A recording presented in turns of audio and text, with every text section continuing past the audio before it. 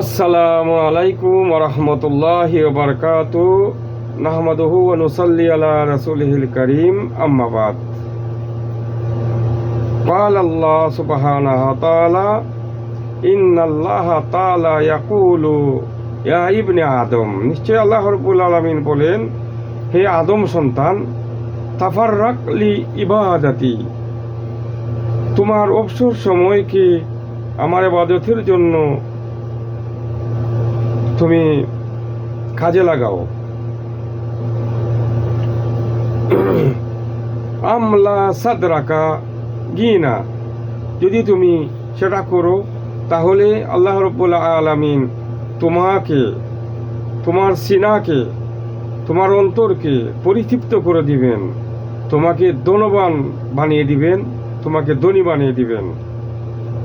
ও আশুদ্ধা ফাকরাকা, আর তোমার অভাব, তোমাকে অভাব মুক্ত করে দিবেন। তার মানে আল্লাহ রাব্বুল আলামিনের জন্য যদি আমরা অবসর সময়টাকে কাজে লাগাই, অবসর সময় এখানে একটা জিনিস ফরজ ওয়াজিব একজন মুসলিম অবশ্যই করবে।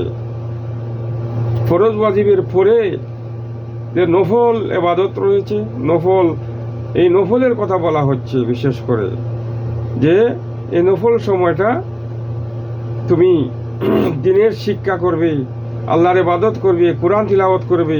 বিভিন্ন আমরা সময় নষ্ট করার জন্য কি করি, মোবাইল দেখে, কেউ কেউ নাটক দেখে বিভিন্নভাবে সময়কে মানুষ নষ্ট করে। তো এখানে বলা হচ্ছে যে যদি তুমি তোমার এই অবসর সময়টাকে কাজে লাগাও তাহলে আল্লাহ তোমার অন্তরকে পরিতৃপ্ত করে দিবে,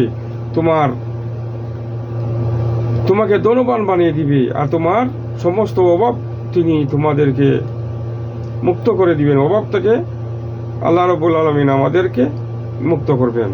ওয়া ইল্লাম তাফআল মাআলতু ইয়াদাকা, আর যদি তোমরা সেটা না করো তাহলে তোমার হাতকে আল্লাহ রাব্বুল আলামিন কি করবেন, ব্যস্ততা দিয়ে, শুধু ব্যস্ততা আর ব্যস্ততা দেখবে, সব জায়গায় শুধু ব্যস্ততা দেখা যাবে। কারণ আল্লাহ রাব্বুল আলামিনের যদি এই নির্দেশ মানি তাহলে অবশ্যই আল্লাহ রাব্বুল আলামিন আমাদের সময়কে কাজে লাগানোর সুযোগ দিবেন। আর যদি আমরা সেটা না করি তাহলে আল্লাহ রাব্বুল আলামিন বলতেছেন, তোমার দু হাত শুধু ব্যস্ততা, কিছু বললেই, যদি বলেন ভাই চলেন দিনে শিক্ষা করি, চলেন ভাই ভালো একটি মাহফিলে যাই যেখানে কোরআন হাদিস বলা হবে, না ভাই সময় নাই। এই যে অবস্থা, এখানে এটাই বলা হচ্ছে যে তার হাতকে আল্লাহ রাব্বুল আলামিন ব্যস্ততায় ভরে দিবেন। কারণ সে আর তখন আর সে সময় পাবে না, কারণ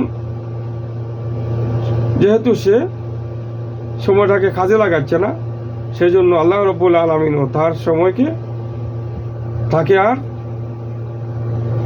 ওই সময় কাজে লাগানোর সুযোগ সে আর পাবে না। তারপরে বলা হচ্ছে শুগলান ওলাম আশুদ্ধা ফাকরাকা, সে তো আর সে সময়কে কাজে লাগাতে পারবে না। আর আল্লাহ রাব্বুল আলামিন বলছেন সে তার অভাবও আমি দূর করব না। সে দেখবে শুধু অভাব আর অভাব, সে অভাব মুক্ত হবে না, বিভিন্নভাবে সে দেখবেন অভাব অভাব, তার কোনো অভাবের শেষ নাই। কারণ আল্লাহ রাব্বুল আলামিন তাকে যে সময় দিয়েছিলেন সেই সময়কে সে কাজে লাগায় নাই। সে সময়কে কাজে না লাগিয়ে সে বিভিন্ন অযথা যে সমস্ত কর্মকাণ্ড আছে, অযথা যে সমস্ত কাজ আছে সেগুলি সে করেছে। যার কারণে আল্লাহ রাব্বুল আলামিনও তার ব্যাপারে বলে দিলেন যে তাকে আমি অভাব মুক্ত করব না, তাকে আমি ব্যস্ততার মধ্যে রাখবো, কারণ সে আসলে নিজেই চাচ্ছে না যে সে অভাবমুক্ত হোক, আল্লাহর ইবাদত করুক। সেজন্য আল্লাহ রাব্বুল আলামিনও তাকে এভাবে রাখেন। কুরআনুল কারীমেও বলা হয়েছে, সূরা ইনসিয়া এই এখানে বলা হচ্ছে, আর শেষের 2 আয়াতে ফাইজা ফারাগতা ফানসাব, অতএব তোমরা তোমাদের অবসর সময়কে কঠোর পরিশ্রম করো, ইবাদত করো। অবসর সময়টাকে তোমরা কঠিন ইবাদতে লিপ্ত থাকো। এখানে ওই অবসর সময়টার কথাও বলা হচ্ছে যে অবসর সময়টা আমরা যে ঘুমিয়ে কাটিয়ে দেই, হেলায় চলে যায়, গল্প গুজর করে চলে যায়, তো এই সময়টাকে এখানেও এটা বলা হচ্ছে যে সময়কে কাজে লাগাও, কঠোর পরিশ্রম করো। ইলা রাব্বিকা ফারগাব, আর তোমার রবের প্রতি আকৃষ্ট হও। যখন একজন মানুষ নফল ইবাদত করবে, ফরজ ওয়াজিব তো করবেই, যখন সে নফল ইবাদত করবে, নফল ইবাদতের মাধ্যমে সে আল্লাহকে আরও বেশি গভীরভাবে আল্লাহকে নিয়ে ভাববে, আল্লাহর কুদরত নিয়ে ভাববে, আল্লাহর নিয়ামত নিয়ে ভাববে, আল্লাহর ইবাদত নিয়ে ভাববে, বিভিন্ন আল্লাহকে নিয়ে সে কঠিনভাবে সে আল্লাহর প্রতি আকৃষ্ট হয়ে যাবে যে আল্লাহ এতই দয়াবান, আল্লাহ এতই মেহেরবান, আল্লাহ আমাদেরকে সৃষ্টি করেছেনই তার ইবাদত করার জন্য। তাই সে আল্লাহর প্রতি আরও আকৃষ্ট হয়ে যায়, সে আকৃষ্ট হয়ে আরও ভালোবাসার সাথে আল্লাহ রাব্বুল আলামিনের নফল ইবাদত আরও বেশি করে করতে পারে। কিন্তু আমাদের দুর্ভাগ্য, আমরা আমাদের সময়কে নষ্ট করি এই মোবাইল দিয়ে। কেউ নাটক দেখে, কেউ গল্প গুজব করে, কেউ ছায়ের স্থলে বসে, অনেকে ফরজগুলাই ঠিক মতো করে না, নফল করবে কি? নফল তো পড়ে। তো এই জন্য বলা হচ্ছে যে নফল ইবাদতের মাধ্যমেই আল্লাহ রাব্বুল আলামিনের নিকটবর্তী হওয়া যায়। আল্লাহর কাছে মানুষ যা চায় আল্লাহ সেটা দিয়ে দেন। তাই আমরা এই হাদিস দ্বারা আর এই আয়াত দ্বারা যেটা বুঝতে পারলাম যে আল্লাহ রাব্বুল আলামিন অবশ্যই আমাদেরকে আদেশ করছেন যে তোমরা এই অবসর সময়টাকে অযথা নষ্ট করবে না, অবসর সময়টাকে তোমরা কাজে লাগাবে, কোরআন তিলাওয়াতের মাধ্যমে, নফল সালাতের মাধ্যমে,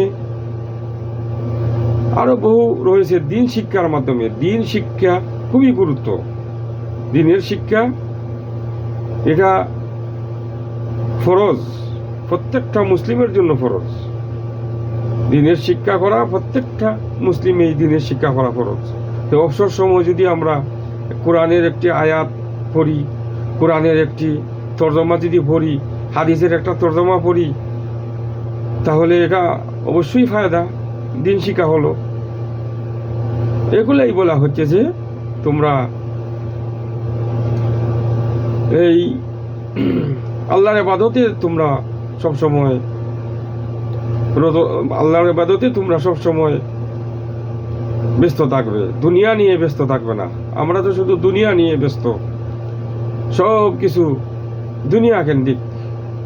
মানুষ সাগর পাড়ি দিয়ে যায় এই দুনিয়া অর্জনের জন্য, তারপরে সাগরে ডুবে অনেক মারা যায়, অনেক চলে যায়, অনেক সাগরে ডুবে মারা যায়। তো আল্লাহর ইবাদতের ক্ষেত্রে আল্লাহ বলছেন যে যদি তুমি আমার ইবাদত করো, অবসর সময়টা কাজে লাগাও, তাহলে তোমাকে আমি অভাবমুক্ত করব, তোমার সিনাকে আমি, অন্তরকে আমি পরিতুষ্ট করে দিব।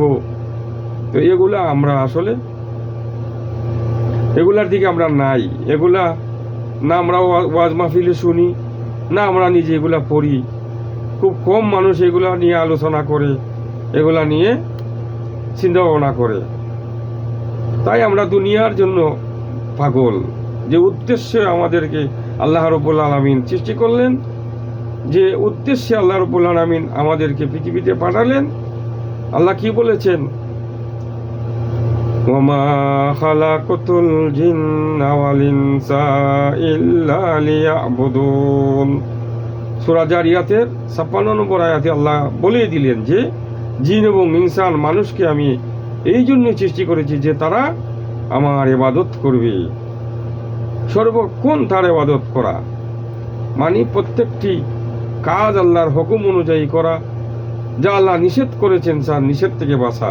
আমরা যেরকম কলিমাতে পড়ি কি লা ইলাহা, নেই কোনো ইলাহ আল্লাহ ব্যতীত, ইল্লাল্লাহ।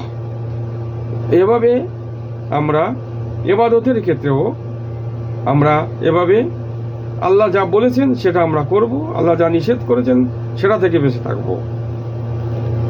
এটাই হচ্ছে ইবাদত।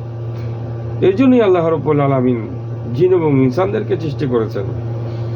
মহান আল্লাহ রাব্বুল আলামিন সূরা বাকারার 21 নম্বর আয়াতে বলছেন, ইয়া আইয়ুহান নাসু উবুদু রাব্বাকুমুল্লাযী খালাকাকুম ওয়াল্লাযীনা মিন ক্বাবলিকুম লাআল্লাকুম তাত্তাকুন। হে মানুষ, তোমরা তোমাদের রবের ইবাদত করো, যিনি সৃষ্টি করেছেন তোমাদেরকে এবং তোমাদের পূর্ববর্তীদেরকে। তোমরা এই জন্য তোমাদের যে তোমরা তাকওয়াবান হতে পারো, মুত্তাকি হতে পারো। তাই আমরা কি করব? আল্লাহর এই কোরআন বলছে যে তোমরা আল্লাহর ইবাদত করো আর তাকওয়া অর্জন করো, যাতে তোমরা মুত্তাকি হতে পারো। তো আমরা মুত্তাকি হওয়ার জন্য কোরআনের কাছে আসব, কোরআন পড়ব। আমরা মুত্তাকি হওয়ার জন্য আল্লাহ রসুল সাল্লাল্লাহু আলাইহি সাল্লামের তরিকা ধরব, তার কথা মেনে চলব, তার আদেশ মেনে চলব। তিনি যা আদেশ করেছেন সেটা আমরা মানব, তিনি যা নিষেধ করেছেন তার নিষেধ থেকে বাঁচব। আর তিনি যা নিয়ে এসেছেন আল্লাহর বাণী, সেটাকে আমরা সত্যায়ন করব, সাক্ষ্য দিব, আর তার তরিকায় আমরা একমাত্র ইবাদত করব। সেটাই হচ্ছে ইবাদত। আর যদি কোনো মানুষ সেটা না করে, এখানে আমাদের দেশে ফিরের মুরিদ হয় মানুষ, এমনভাবে ফিরের মুরিদ হয় যে ফিরে যা বলে সেটাই করে। আপনারা এই সোশ্যাল মিডিয়ার কারণে বিভিন্নভাবে আমরা শুনতে পাই যে পীর সাহেব বলে একজন মুরিদ হচ্ছে কুত্তার মতো, মানে বলতেছে কুকুরকে যেরকম তার কুকুরের কোনো স্বাধীন নাই, কুকুরকে যেভাবে তার মালিক হুকুম করে, কুকুরে যা করে তাই করবে, তার পীর সাহেবকে কোনো কিছু জিজ্ঞাসা করা যাবে না। তাহলে এই পীরের মুরিদ হয়ে এমনভাবে হলো যে পীর যা বলবে তাই। একজন মানুষের উচিত ছিল সে আল্লাহর মুরিদ হবে, আল্লাহ যা বলেছেন তা আমি মানব, আল্লাহ যা নিষেধ করেছেন তা থেকে আমি বেঁচে থাকব। কিন্তু সে এই পীর সাহেবেরা তাদের মুরিদ বানায়, পীর সাহেব যা বলে তাই করে। আবার কোনো কোনো জায়গায় নেতার মুরিদ, নেতা যা বলবে তাই। নেতা বলেছে খুন করে দিতে হবে, খুন করে ফেলবে। নেতা বলেছে গাড়িতে আগুন দিয়ে জ্বালিয়ে দাও, জ্বালিয়ে দিবে। নেতা বলেছে অমুকের বাড়ি ভাঙচুর করতে হবে, ভেঙে দিবে। এক কথায় নেতার মুরিদ। আল্লাহ চেয়েছিলেন যে মানুষ তার মুরিদ হবে, একমাত্র আল্লাহর কথাই মেনে চলবে, আল্লাহ যা আদেশ করেন সেটা মানবে, আল্লাহ যা নিষেধ করেন সেই নিষেধ থেকে বাঁচবে। তাই এটাই এই হাদিস দ্বারা আমরা শিক্ষা পাই যে এখানে আল্লাহ রাব্বুল আলামিন হাদিসে কুরসিতে সুস্পষ্ট করে বলে দিলেন, অবসর সময়ে তোমরা অবশ্যই আল্লাহর ইবাদতে মুগ্ধ থাকবে, আল্লাহর স্মরণে তোমরা কাটিয়ে দিবে। তো ভাইয়েরা আমার, দুনিয়ার জীবন খুব অল্প সময়, দেখেন না কার কখন যে মৃত্যু এসে যায়। আমাদের হায়াত সালামা ইসলামিক সেন্টারে আমাদের মোবারক ভাই সামনের কাতারে বসতেন। প্রতি সপ্তাহে কিছু না কিছু উনি উস্তাদকে জিজ্ঞাসা করতেন, বিভিন্ন প্রশ্ন করতেন। আমাদের এই ভাই হঠাৎ শুনলাম দুনিয়া থেকে বিদায় হয়ে গেছেন। আল্লাহ উনাকে জান্নাতুল ফেরদাউস দান করুন। উনি আমাদের এই সেন্টারে নিয়মিত একজন ছাত্র ছিলেন। তো এভাবে আমাদেরকেও কার যে কোন সময় ডাক আসে, কে যে কোন সময় চলে যায়, কোনো স্টেশন নাই, কোনো ভরসা নাই। তাই মহান আল্লাহ রব্বুল আলামিনের কাছে এই দোয়াই করছি, আল্লাহ রব্বুল আলামিন যে সময় দিয়েছেন সেই সময়টাকে আমরা কাজে লাগাই। কোরআন যারা পড়তে পারি না, আমরা কোরআন পড়ার জন্য চেষ্টা করব। কারণ কোরআন না পড়ে যদি আমার মৃত্যু হয়, তাহলে কিন্তু এই দুনিয়ায় আসার আমার আর কোনো অর্থই হলো না। একজন ব্যক্তি কোরআন পড়তে পারলো না, কোরআন বুঝলো না, এইভাবে দুনিয়া থেকে চলে গেল, তাহলে সে কিয়ামতের দিন কি জবাব দিবে আল্লাহর কাছে? এত লম্বা হায়াত, এত লম্বা সময় পাওয়ার পরে পৃথিবীতে তুমি কোরআন শিখতে পারলে না, কোরআন পড়তে পারলে না, দিন শিখতে পারলে না, কলিমার অর্থ শিখতে পারলে না, তো কি নিয়ে আমরা কবরে যাব? অবশ্যই কবরের মধ্যে প্রশ্ন করা হবে, কবরের মধ্যে প্রশ্ন করা হবে। এই প্রশ্নের উত্তর তারাই দিতে পারবে যারা আল্লাহর কিতাব পড়েছে, কিতাব পড়ে জ্ঞান অর্জন করেছে, আমল করেছে, তারাই জবাব দিতে পারবে। আর যারা পড়তে পারে নাই, পড়ে নাই, এ পথে আসেও নাই, দেখেন তারা কিভাবে জবাব দিবে? আটকে যাবে সেখানে। তাই অবশ্যই আমাদেরকে কোরআন শিক্ষা করতে হবে, অবসর সময় আল্লাহর ইবাদতে কাটিয়ে দিতে হবে। বেকার গল্প গুজব করে, চায়ের স্টলে বসে, নাটক দেখে, বিভিন্ন ভাবে সময় নষ্ট করে, এই সময়টা এতই মূল্যবান, এতই মূল্যবান। কিয়ামতের দিন এই সময় সম্পর্কে আল্লাহ রব্বুল আলামিন জিজ্ঞাসা করবে, এই সময় তুমি কোথায় নষ্ট করেছিলে? তাই আমার ভাইয়েরা, মহান আল্লাহ রব্বুল আলামিনের এই হুকুম যে সময়কে তোমরা কাজে লাগাও, অবসর সময় তোমরা ইবাদতে মুগ্ধ থাকো, যাতে করে আল্লাহ তোমাদেরকে আল্লাহর নিয়ামত আরো বেশি করে দিতে পারেন, আর আল্লাহর সাথে সম্পর্ক আমাদের হতে পারে। দুনিয়ায় আমরা যতদিন আছি, বালা মুসিবতের শেষ নাই, হবেই। দুনিয়ায় বিভিন্ন পরীক্ষা, দুনিয়া চলবে। তাই আমাদেরকে অবশ্যই সবর করতে হবে, আল্লাহর উপরে পরিপূর্ণ বিশ্বাস রাখতে হবে যে যার যত ঈমান বেশি, তার ততই পরীক্ষাও বেশি। নবী রসুলদের কেমন পরীক্ষা দেখেন, কোনো নবী সারা জীবনই তাদের পরীক্ষার উপরে চলে গেছে। সাহাবাই কেরামদের কি পরীক্ষা ছিল? নিজের বাড়িঘর, মক্কায় বাড়িঘর, ধন সম্পত্তি রেখে অসহায় হয়ে মক্কা থেকে হিজরত করে মদিনায় চলে যাওয়া, এটা কি একেবারে চারটিখানি কথা? অনেক বড় বিষয়।